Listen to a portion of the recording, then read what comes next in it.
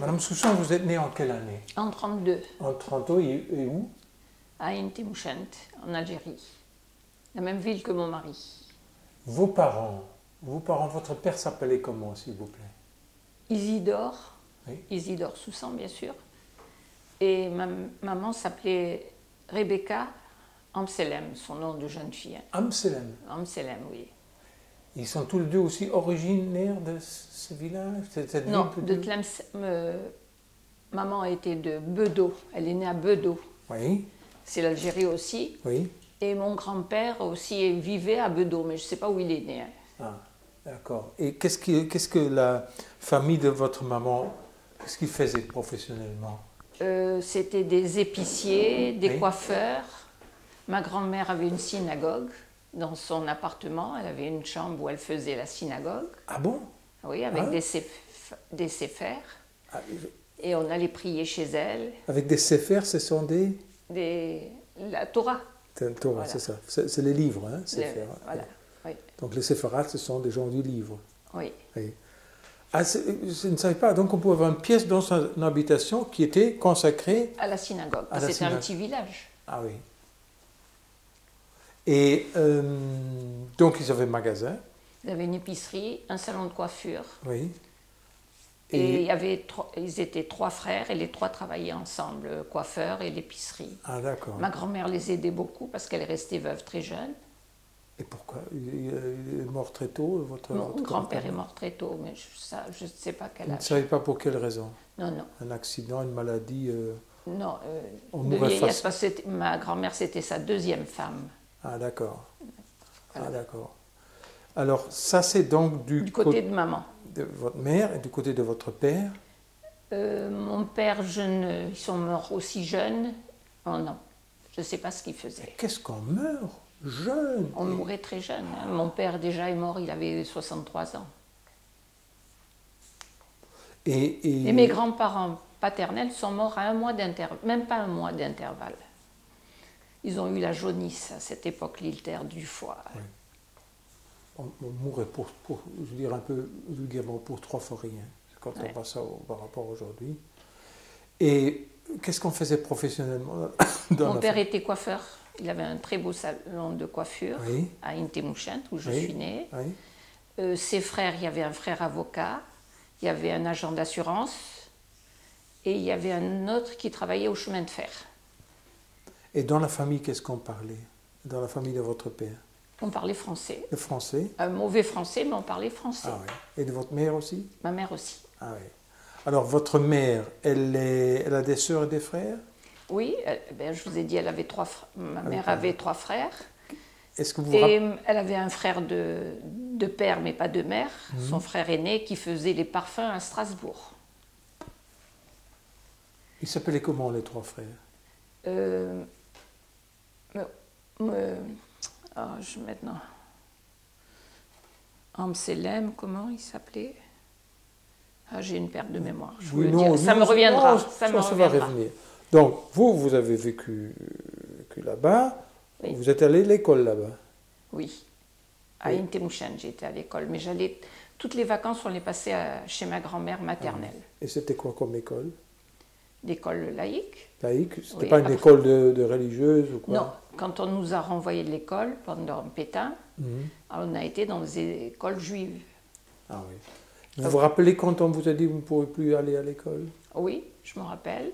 D'abord, on nous disait de ne pas rester dans les rangs quand on hissait le drapeau. Comment?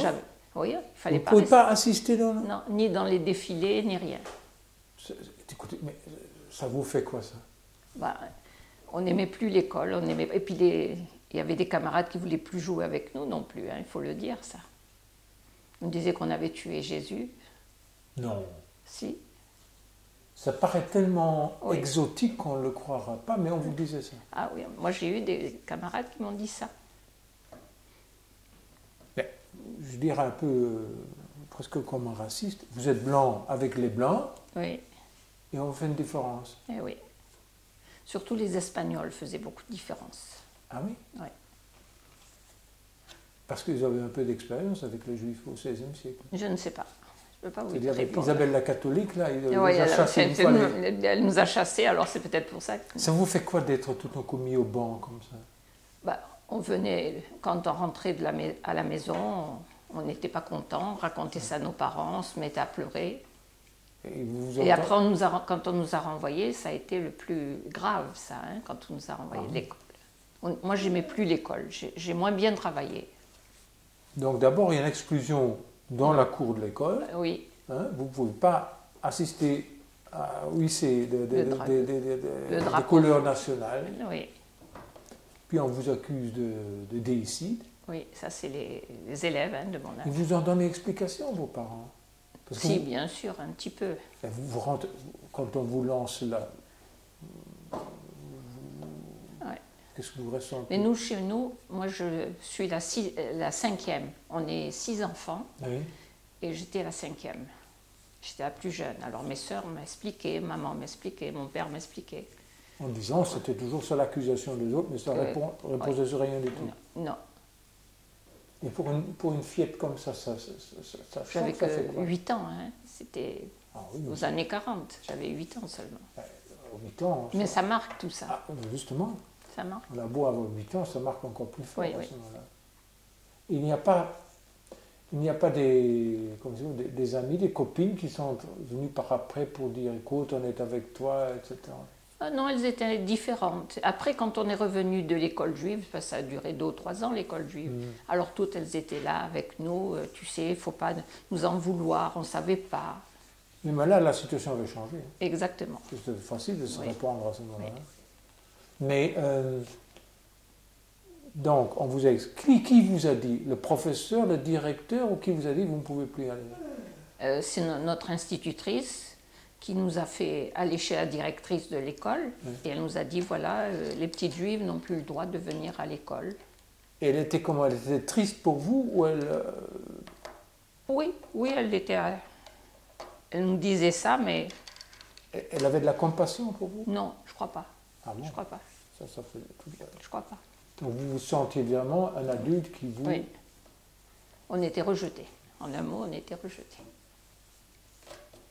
Bon, alors on a organisé l'enseignement pour des juifs, uniquement. Oui. On avait des professeurs juifs aussi. Mais ce n'était pas la même ambiance qu'on avait à l'école laïque, moi je dis. Parce que? Parce que je trouvais qu'il y avait du favoritisme à cette époque pour les gens riches et les gens moins riches. Ah bon? Ah oui. Et à l'école laïque, ça n'existait pas? Non. Ça se voyait peut-être moins, non. Mais chez nous, oui, ça se voyait. C'est pas une grande contradiction. Quand on va à l'école laïque, il n'y a pas de différence. Et tout coup, paf, on fait une différence. Oui, un petit peu. Et puis, on vous met tous ensemble, et là, on refait une vie sociale de différence. Voilà. Et vous m'avez dit tout à l'heure, vous n'avez plus eu envie de... Vous avez perdu les goûts pour l'école. Non, après, je travaillais parce qu'il fallait... Mes parents, ma sœur aînée surtout, était très dure avec moi. Elle me dit, mais il faut que tu apprennes. C'est rien, ça va passer, tu vas reprendre. Je disais, oui, mais je suis nulle maintenant, j'ai tout oublié. Ça m'a... Et puis c'est revenu, puis au brevet, j'ai dit, non, je ne veux plus continuer.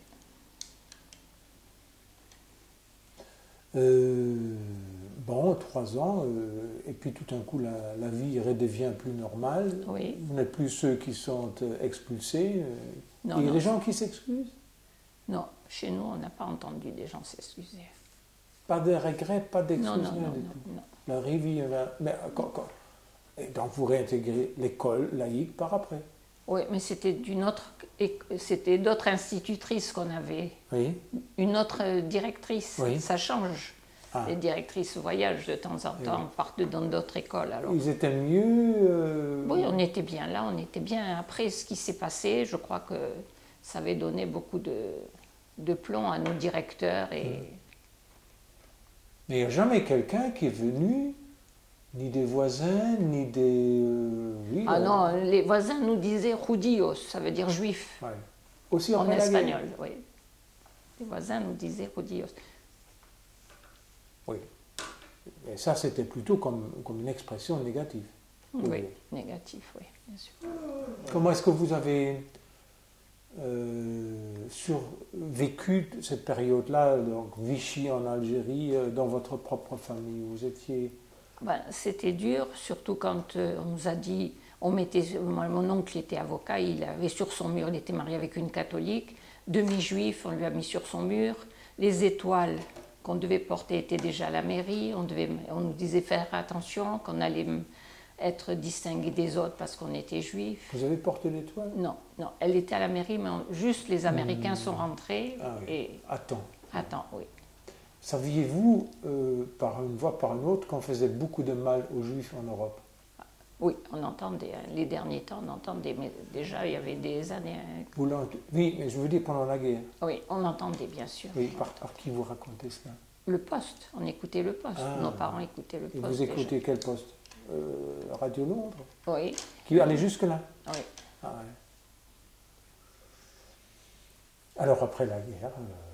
Après, tout est rentré normalement, après la guerre. Et ça veut dire que vous avez fait quoi alors? Moi, nous, on était 6, et des 6, 2 n'ont pas été renvoyés. Mon frère aîné et ma soeur aînée n'ont pas été renvoyés de l'école, parce qu'on était 6 enfants, et on en a renvoyé 4 sur 6. Et mon frère n'a plus voulu aller à l'école.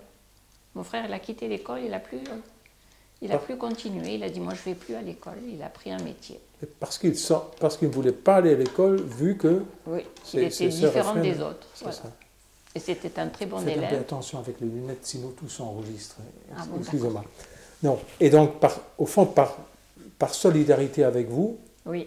Et par dépit, de ce qui pourrait arriver comme ça. Ouais. Et ça a été quand même un poids assez considérable, Oui. même si ce n'était pas du tout la même situation comme en Europe, mais toute proportion gardée, c'est quand même être exclu. Été quand même, être exclu, oui. stigmatisé, et ça vous reste. Mais ça marquait ça. Hein. Ouais. Ça marquait. Ça vous a marqué comment? Ben, quand on y pense, on se dit pourquoi on était différent des autres, pourtant on était fait la même chose. Il n'y a aucune différence. Hein. Mettez ou dans la rue, vous allez bien savoir qui pourrait dire qui est juif, qui n'est pas juif. Là, non. Alors, vous avez fréquenté, après la guerre, l'école jusqu'à quel moment? 15 ans. Et là, c'était à nouveau l'école laïque. Oui. Vous avez terminé au cours complémentaire, l'année avant 2 ans avant le bac. Donc vous avez terminé l'école en 1900. J'avais 15 ans en 47-48. J'ai quitté. Ah oui. 48, puisque je suis du mois de mai, alors 48. Ah, d'accord. Et là, je suis rentrée, j'ai appris la dactylo. Oui. Je suis rentrée dans un laboratoire d'analyse de sang et je rédigeais les résultats d'analyse de sang. Puis après, comme j'ai vu qu'il y avait la chimie m'intéressait, j'ai commencé à faire des analyses d'urine, des analyses de sang. J'ai aidé au laboratoire, quoi. Puis, et à 25 ans, je me suis mariée et je suis venue en France. Mais vos frères et sœurs, qu'est-ce qu'ils ont fait? Ma sœur aînée était biologiste, c'est pour ça que je suis rentrée dans son laboratoire. Ah oui, d'accord. Mon frère avait un magasin de cycles et motos, il a réparé. Ma sœur, la seconde, elle travaillait chez un dentiste, elle était infirmière d'un dentiste. D'ailleurs, après, elle s'est mariée avec lui. Et c'était un non-juif. Ah bon? Comme quoi, les mots don peuvent conduire loin. Hein. Oui, et mes parents n'étaient pas contents. Ah oui. Parce qu'il était juif et c'était un Antillais, il était noir. Ah oui. Mon frère, je vous ai dit déjà mon frère, ma sœur, elle travaillait dans une teinturerie avant moi. Bon, moi, j'étais dans le laboratoire. Et ma jeune sœur, qui suivait des cours, après, elle a été professeure de français, la dernière. Fais-nous ton téléphone.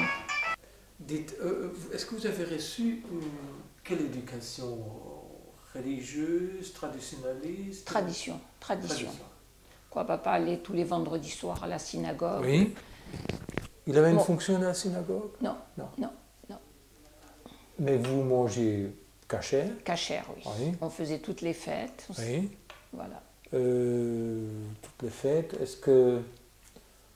Et les prières le matin, votre Non, père? Non. que le vendredi soir et le d'accord. samedi. Donc c'est traditionnaliste. oui. Traditionnaliste. Et qui vous a transmis la culture juive? Votre mère ou quelqu'un de grands-parents? Je crois que c'est les aînés de chez nous, ma grande sœur, Oui. mon frère. Qui Elle avait quelle différence d'âge, votre grand-sœur, avec vous? 7 ans.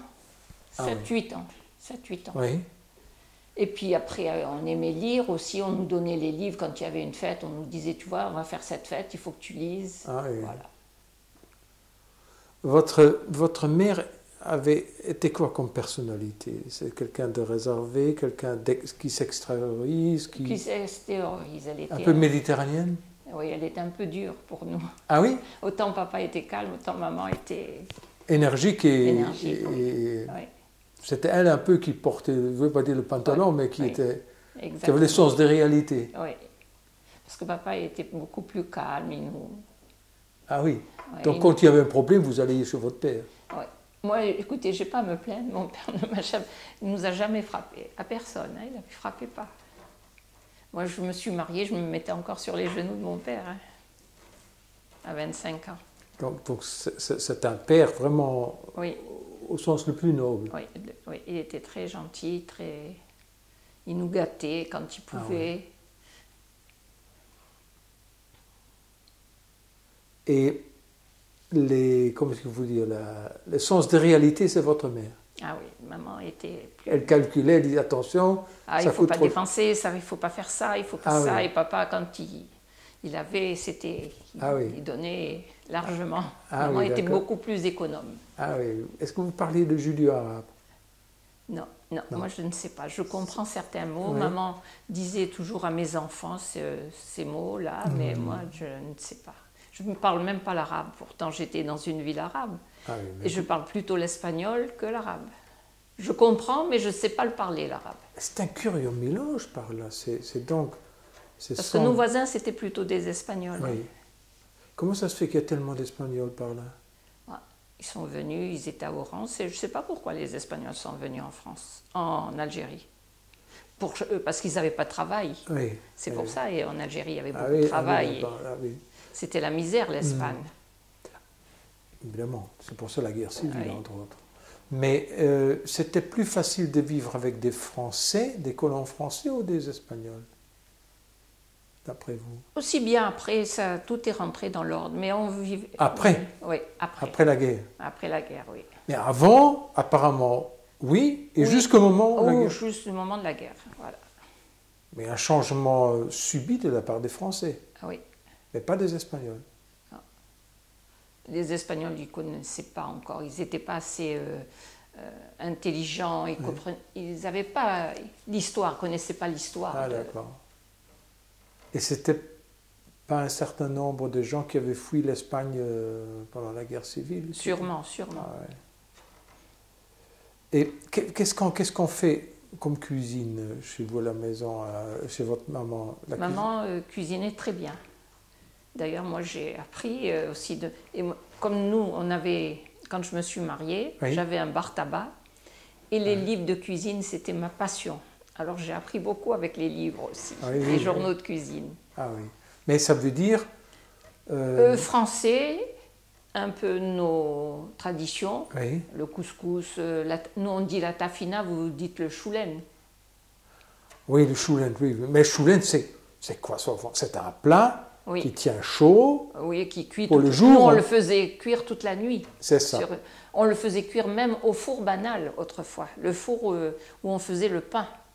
Ah oui, toute donc la on le nuit. met dedans comme un Oui. four à pizza. Oui, mais Ouais. oui, Et avec parce les que- briques qui étaient Et chaudes. ça, voilà. et ça garde 24 heures comme ça. Oui. Les boulettes de viande, les boulettes de poisson, Mais les choulens, c'est plutôt... C'est séfarade, ça? c'est farade, mais nous on dit la tafina. Tafina. Tafina, oui, parce que Et- c'était quelque chose qui était cuit lentement. Ah oui. Et c'est quoi, c'est de la viande de mouton? Ah non, Non c'est de la viande de bœuf. Oui. On faisait une grosse saucisse avec de la viande hachée. Oui. On mettait des pommes de terre, Ouais. des œufs durs, Les haricots? ou haricots ou pommes de terre. Ah bon, pas le Mais deux. non, on ne faisait pas les deux. On faisait même avec des pois chiches et des olives, des noyautés Ah bon? et du couscous. Écoutez, ça doit être bon, quoi. En tout cas, j'ai vu ce Ah, mais on tourne les je noms, dis ça- que les cuisinières chez nous passaient beaucoup de temps en cuisine. Puis c'était pas la cocotte minute, Ah, non, comme il y a non, eu non, après, c'était à petit feu. Mais je comprends parce que pendant que j'ai interrogé votre époux, je vous ai Oui. entendu travailler dans la cuisine. Je dis, Oui, voilà, c'est encore une ancienne, une bonne, qui fait Quand je pas suis ça. là, je profite de faire. Ah oui, oui. Ah oui, d'accord. Maman, fais-moi ça. Il y a maman, aussi la fais ça. pâtisserie. La pâtisserie aussi. Tiens, là, on a eu Pourim. Ah oui, c'est ça, justement. Alors, on a fait beaucoup de Ah, gâteaux. Vous voyez, je ne sais pas faire les oreilles d'Aman. J'ai fait les cigares. Nous, on appelle les cigares aux amandes. Ah oui, mais c'est la même composition, ça, non? Non, mais c'est une pâte feuilletée qu'on fait et qu'on fait frire. Ah bon? Ouais. On fait le mécraude. C'est des gâteaux à la semoule trempés dans du miel. Totalement inconnu, si. Mais ça doit être bon, comme je le vois. Et dites, tout à l'heure, votre mari avait raconté que son père, à lui, était négociant en vin Oui. et on buvait chez vous régulièrement du vin à la maison, votre père? Mon père, non. Pas souvent. Quand Parce il y avait que- une occasion, le vendredi soir. Ah oui, d'accord. Oui. Bon, ça c'est la coupe qui, Oui. bon, mais qu'il bénit. Mais parce que je demandais à votre mari, mais est-ce qu'il y a moyen de gagner de l'argent avec un commerce de vin parmi les juifs? Parce que d'après moi, les Askénazes, par exemple, ils sont tellement. Vous avez 6-7 personnes autour de la table, avec une bouteille, vous avez largement assez. C'est-à-dire, ils boivent. Non, il a dit non, on buvait quand Non, même. il nous arrivait de boire plus qu'une bouteille. Oui. Même nous, qu'on était 6 et mes parents 2, 8, Oui, si on avait un bon repas, ben, on sortait une bouteille. Hein. c'est ça. Mais c'est jamais Non. plus qu'un ou deux verres. Oh, pour les enfants, c'était 1 ou 2 verres. Ah oui, pour les adultes plus. Ah, peut-être Ah mais plus. justement, donc, les séfarades, à mon avis, ont une autre relation par rapport au vin Oui. que les Askénazes, Oui. me semble-t-il. Bon, alors, donc, vous avez travaillé comme, si j'ai bien compris, comme laborantine? Laborantine, oui. D'abord, j'étais dactylo. Je rédigeais Ah. Oui. tous les résultats. Oui, oui, oui. Je téléphonais au médecin dès que Oui. j'avais des résultats. Puis, par la suite, de temps en temps, j'allais au laboratoire et on m'expliquait pour faire la chimie du sang. Ah, d'accord. Moi, je faisais les prises de sang aussi. Ah oui. Je faisais souvent les prises de sang. Je recevais les urines des malades. Voilà. D'accord. Quand vous avez fait connaissance de votre mari, il m'a raconté tout à l'heure, c'est au fond, je crois, sa sœur qui Qui est a venue demandé votre main. Oui, La main parce- à votre père. À maman, À maman, votre parce que maman. mon père était déjà malade. Pardon, Il excusez-moi. était à la maison. C'est- Mais c'était l'ami de mon frère. Il vous a dit que c'était l'ami Ah de pardon, mon frère. j'ai mal compris. Là, oui. C'était l'ami de mon frère et son père lui disait tous les jours, il faut te marier, il faut te marier. Oui.